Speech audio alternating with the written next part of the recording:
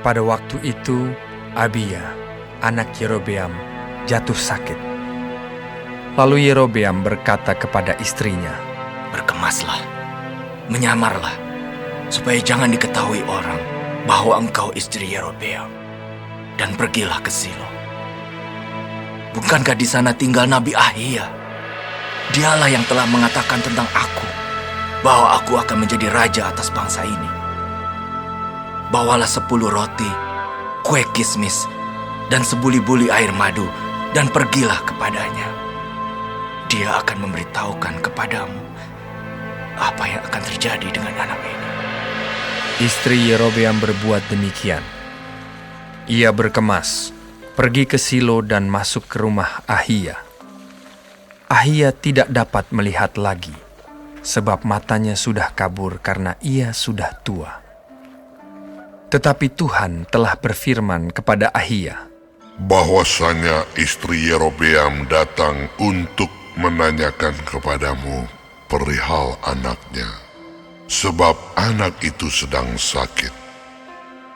Begini-begini harus kau katakan kepadanya. ketika perempuan itu masuk, berbuatlah ia seolah-olah ia orang lain. Tetapi segera sesudah Ahia mendengar bunyi langkah perempuan itu, sementara melangkah masuk pintu, berkatalah ia, "Masuklah, hai istri Yerobeam. Mengapakah engkau berbuat seolah-olah engkau orang lain? Aku disuruh menyampaikan pesan yang keras kepadamu. Pergilah, katakan kepada Yerobeam, beginilah firman Tuhan Allah Israel.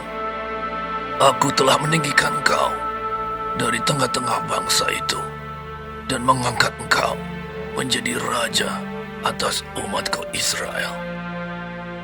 Aku telah mengoyakkan kerajaan dari keluarga Daud dan memberikannya kepadamu. Tetapi engkau tidak seperti hambaku Daud, yang tetap mentaati segala perintahku dan mengikuti aku dengan segenap hatinya, dan hanya melakukan apa yang benar di mataku. Sebab engkau telah melakukan perbuatan jahat lebih dari semua orang yang mendahului engkau, dan telah membuat bagimu Allah lain dan patung-patung tuangan, sehingga engkau menimbulkan sakit hatiku. Bahkan engkau telah membelakangi aku. Maka aku akan mendatangkan malapetaka kepada keluarga Yerobeam. Aku akan melenyapkan daripada Yerobeam setiap orang laki-laki, baik yang tinggi maupun yang rendah kedudukannya di Israel. Aku akan menyapu keluarga Yerobeam seperti orang menyapu tai sampai habis. Setiap orang daripada Yerobeam yang mati di kota akan dimakan anjing, dan yang mati di padang akan dimakan burung yang di udara. Sebab Tuhan telah mengatakannya. Tetapi bangunlah dan pulang ke rumahmu pada saat kakimu melangkah masuk ke kota. Anak itu akan mati.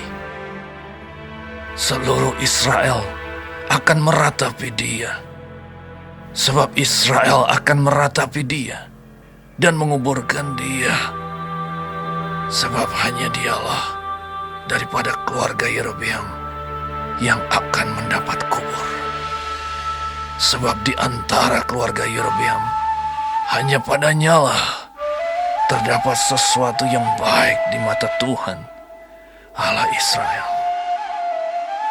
Dan Tuhan akan membangkitkan baginya seorang raja atas Israel yang akan melenyapkan keluarga Yerobeam seperti kenyataan sekarang ini. Kemudian Tuhan akan menghajar orang Israel sehingga tergoyah-goyah seperti gelagah di air, dan ia akan menyentakkan mereka daripada tanah yang baik ini yang telah diberikannya kepada nenek moyang mereka. Ia akan menyerahkan mereka ke seberang sungai Efrat sana. Oleh karena mereka telah membuat tiang-tiang berhala mereka, dan dengan demikian menyakiti hati Tuhan. Ia akan lepas tangan terhadap orang Israel oleh karena dosa-dosa yang telah dilakukan Yerobeam dan yang mengakibatkan orang Israel berdosa pula.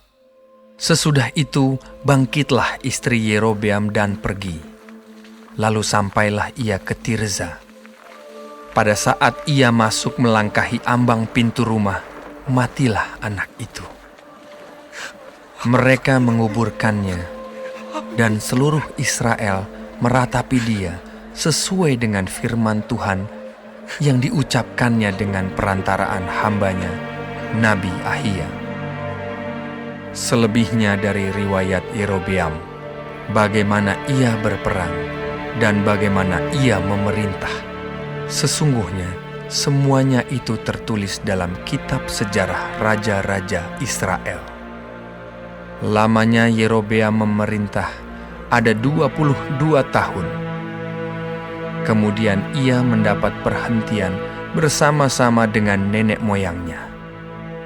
Maka anaknya menjadi raja menggantikan dia.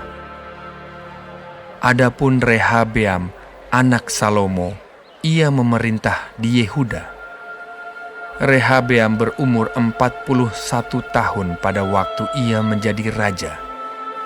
Dan 17 tahun lamanya ia memerintah di Yerusalem, kota yang dipilih Tuhan dari antara segala suku Israel untuk membuat namanya tinggal di sana. Nama ibunya ialah Naamah, seorang perempuan Amon. Tetapi orang Yehuda melakukan apa yang jahat di mata Tuhan, dan mereka menimbulkan cemburunya dengan dosa yang diperbuat mereka, lebih daripada segala yang dilakukan nenek moyang mereka. Sebab mereka pun juga mendirikan tempat-tempat pengorbanan dan tugu-tugu berhala dan tiang-tiang berhala di atas setiap bukit yang tinggi dan di bawah setiap pohon yang rimbun. Bahkan ada pelacuran bakti di negeri itu. Mereka berlaku sesuai dengan segala perbuatan keji bangsa-bangsa yang telah dihalau Tuhan dari orang Israel. Tetapi pada tahun kelima, zaman Raja Rehabeam, majulah Sisak, Raja Mesir, menyerang Yerusalem. Ia merampas barang-barang perbendaharaan rumah Tuhan dan barang-barang perbendaharaan rumah raja. Semuanya dirampasnya. Ia merampas juga segala perisai emas yang dibuat Salomo. Sebagai gantinya, Raja Rehabeam membuat perisai-perisai tembaga yang dipercayakannya kepada pemimpin-pemimpin bentara yang menjaga pintu istana raja.